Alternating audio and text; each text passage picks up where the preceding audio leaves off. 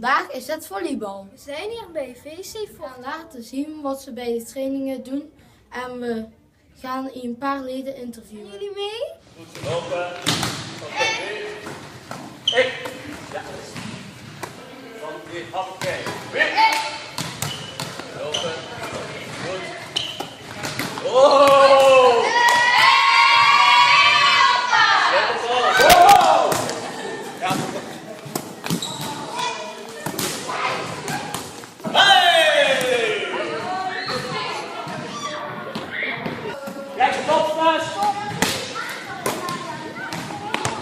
Oké.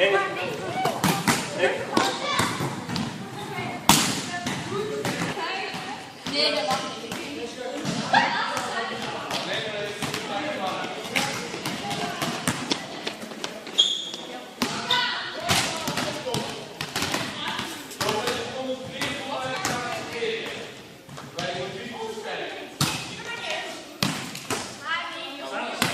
Slaan op een verre bal, misschien wat zachter op een korte bal.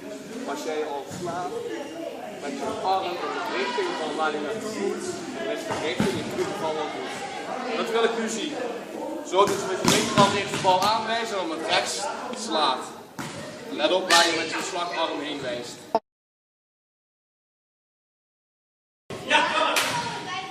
Vraag 1. Waarom kijk je volleybal?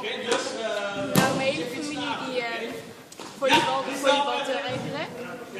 En ja, ik zoekte nog een leuke sport. En volleybal leek me wel wat te staan. Vraag 2. Waarom zouden de kijkers ook op volleybal? Nou, het is een hele leuke sport. En je leert er heel veel van. En het staat ook dat het zo opstaat. Ja, ik vind het eigenlijk goed. Vraag 3. Wat is er zo leuk aan Ja, nou, met ballen werken vind ik wel leuk. Voetbal is dan niet voor mij, maar volleybal is meer met armen en zo. Ja, dat vind ik leuk om te doen. Vraag 4. Spelen jullie ook wedstrijden? Ja, wij spelen meestal op zaterdag 1 keer een wedstrijd. Vraag 5. Wat maakt deze podcast zo leuk?